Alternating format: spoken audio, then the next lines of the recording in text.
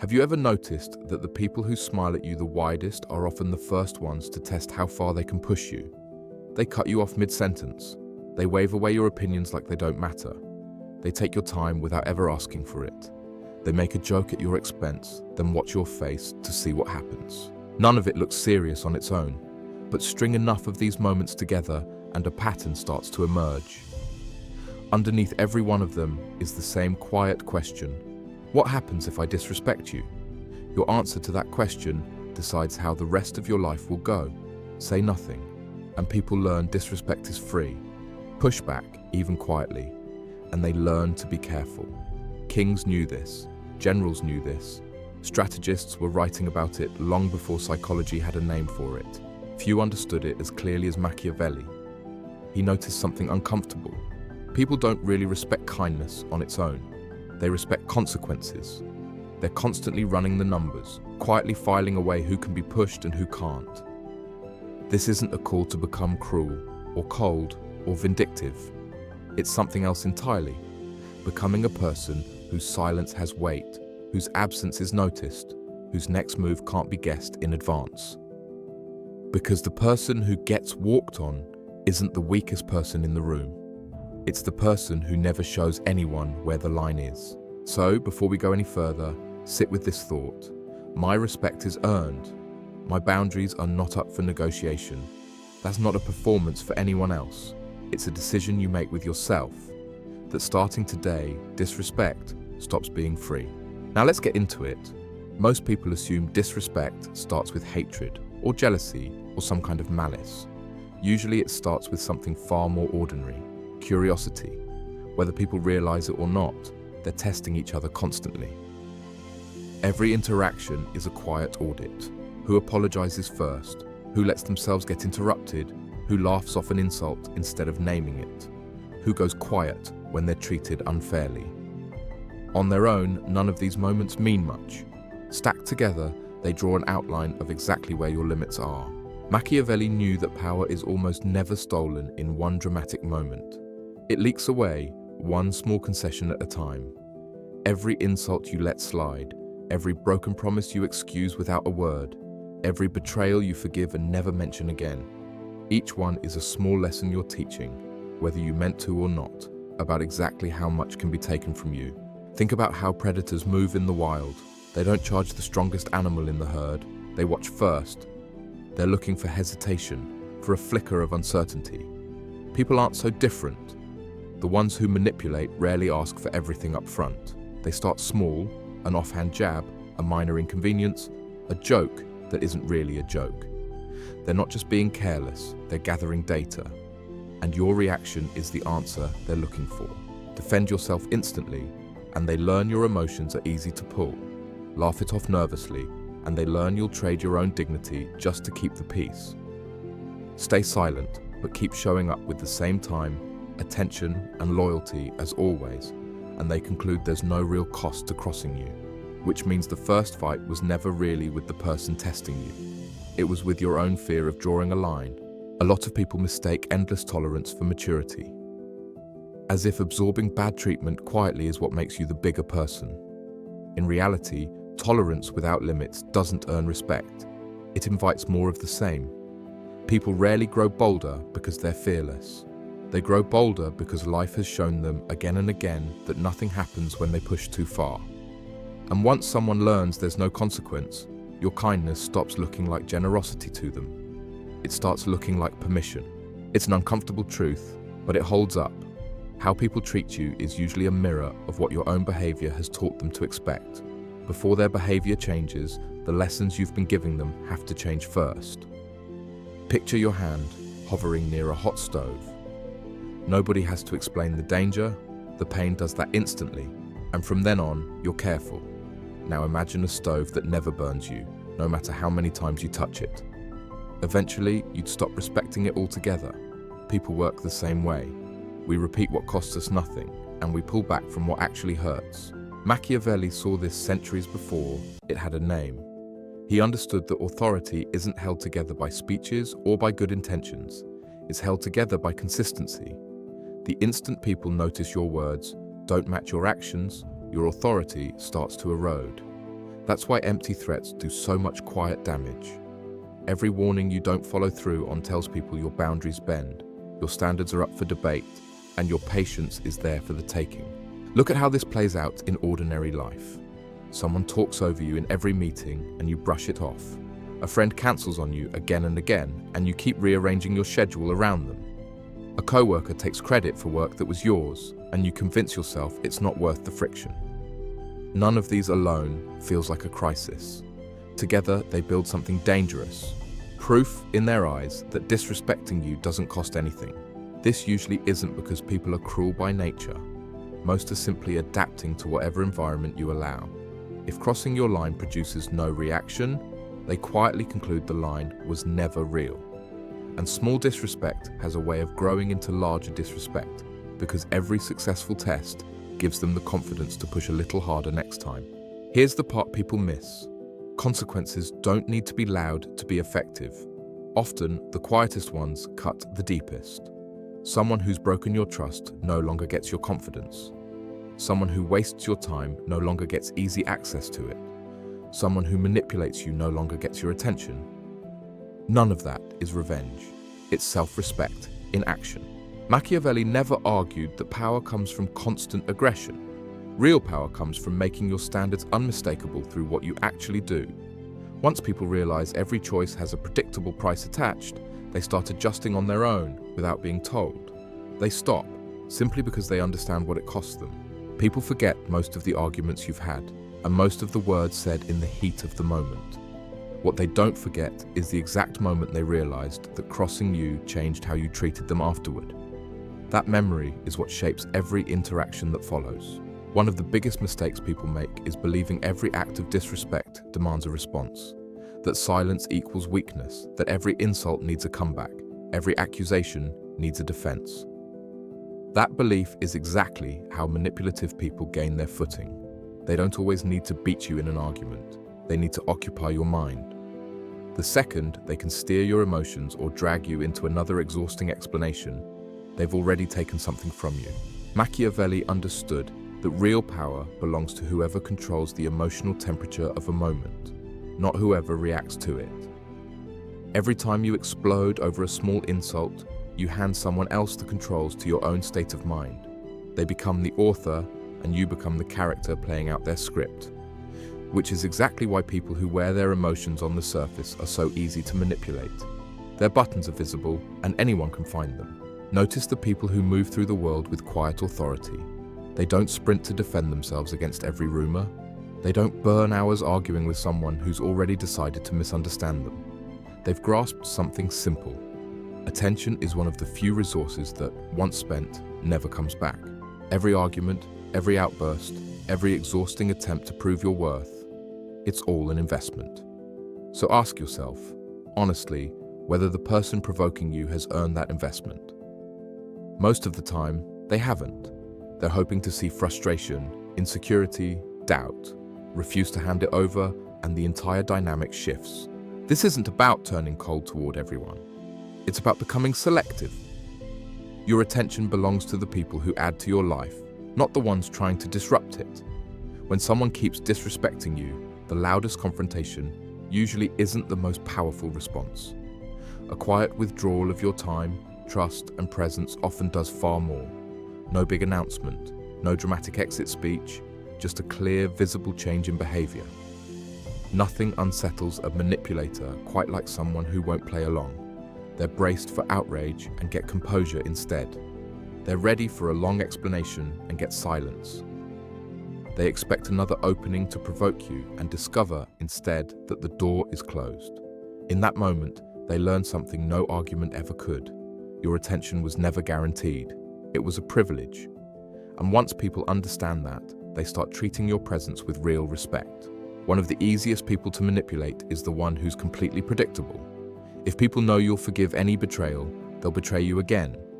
If they know criticism always gets a reaction out of you, they'll criticize you whenever they want your focus. If they know you'll always come back after being ignored, there's never any pressure on them to change. Predictability hands other people the blueprint to your own behavior. Machiavelli warned repeatedly against letting anyone fully read your intentions. Once your patterns are obvious, opponents stop guessing and start calculating. They know exactly which words will land, which situations will pull an emotional response, which tactics will get you to abandon your own standards. What should be your greatest strength slowly turns into your weakness simply because it can be anticipated. This doesn't mean hiding behind a mask or treating every relationship like a chess match. It means refusing to become emotionally automatic. Instead of reacting out of habit, respond on purpose. Sometimes that means a calm conversation. Sometimes it's total silence. Sometimes it's another chance. Sometimes it's walking away without one. The difference is that the choice belongs to you, not to whoever is trying to provoke you. Genuinely confident people rarely narrate their own moves. They don't announce every plan, defend every decision, or broadcast every emotion. They understand that mystery breeds caution. When people can't reliably predict your next step, they naturally think twice before testing you. History is full of leaders who held influence not because they commanded the biggest armies, but because no one could confidently guess their next move. Rivals hesitated. Allies stayed alert. Opponents avoided unnecessary fights simply because the risk couldn't be calculated. The same principle plays out in ordinary life. When your responses are measured instead of impulsive, people lose their nerve for casually testing your limits. Being unpredictable doesn't mean being inconsistent or unfair. Your values should stay fixed, only your methods need to stay flexible. Let your principles be visible, while your reactions remain hard to map out. The less anyone can read your emotional playbook, the less willing they'll be to gamble with your respect, until eventually they stop hunting for your breaking point altogether, because they've realized you're simply not that easy to figure out. And that uncertainty alone makes them think twice before crossing you. A lot of people equate punishment with confrontation. Machiavelli saw something far more effective. People don't fear anger nearly as much as they fear losing access. Once someone gets used to your attention, your support, your loyalty, your presence, those things become valuable to them, even if they'd never admit it out loud. That's exactly why endless arguing tends to fail. The other person still gets your time, your energy, your focus, even while disrespecting you. You've accidentally rewarded the very behavior you wanted to stop. The alternative is to remove what they value, answer less, volunteer less, invest less. Not as manipulation, but as a way of restoring balance. Healthy relationships run on mutual respect, and when respect disappears, unlimited access should disappear with it. This shifts the entire burden. Instead of you pleading for change, they start wondering why things feel different. People tune out words far more easily than they tune out patterns. They notice silence, they notice distance, they notice the opportunities that quietly stop coming. And sooner or later, the person who once took you for granted realizes something uncomfortable. Maybe they needed you more than they let themselves believe. Never chase someone who keeps disrespecting you. Make your standards so unmistakable that the wrong people remove themselves. And if they don't get the message, your absence will usually teach the lesson your words never could. The strongest kind of power is the kind that rarely has to prove itself. Machiavelli believed reputation often accomplishes what force cannot. Picture two people walking into the same room. One keeps telling everyone how confident they are. The other barely says a word, but everyone already knows this person keeps their promises, holds their boundaries, and quietly walks away from disrespect instead of tolerating it. Which one do people actually hesitate to challenge? Not the loud one, the consistent one. Reputation is built through repetition. Every promise kept, every boundary enforced, every insult refused, every relationship left rather than endured. Over time, these moments become your identity, and people simply stop testing you. Not because they've become kinder, but because experience, their own or someone else's story, has taught them there's nothing to gain from trying.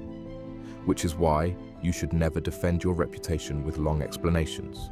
Protect it through action instead. People trust patterns more than they trust speeches. Eventually, your name carries weight before you even open your mouth, and entire conflicts dissolve before they ever start. That's what real authority looks like. Not winning every fight, but making most fights unnecessary. Nothing frustrates a manipulator more than someone they can't emotionally control. Think about why people provoke others in the first place. They're expecting a reaction. The raised voice, the defensive scramble, the emotional blow-up. Every reaction confirms they still hold some sway over your inner world. Now imagine giving them none of it. Not detachment born from arrogance, calm born from mastery. They insult you. You stay composed. They gossip. You keep building your life. They try to spark jealousy. You don't compete. Slowly something shifts. The emotional weight moves off of you and onto them. How is this person still so unaffected? Why didn't they react? Have they really moved on? Do they even think about this anymore? Questions become a kind of prison, one you built not with revenge, but with self-control. Machiavelli understood that mastering yourself always comes before mastering your circumstances. If someone else can dictate your emotions at will, that's power you handed them yourself. Take it back, not by turning cold, but by becoming steady. The calmest person in any conflict usually holds the strongest position. Here's the truth most people never hear. The greatest form of punishment isn't revenge. It's becoming so valuable that disrespecting you turns expensive. Build rare skills, keep your word, guard your integrity, build real independence, strengthen your body, sharpen your thinking, deepen your discipline. The stronger your life gets, the fewer people are willing to risk losing access to it. Weakness begs for respect. Value pulls it in without asking. People hesitate before crossing someone who gives more than they take, someone dependable, composed, hard to replace. Machiavelli knew influence was never built on popularity alone. It came from usefulness paired with strength. Aim for both. Don't confuse being needed with being available. Don't confuse kindness with limitless tolerance.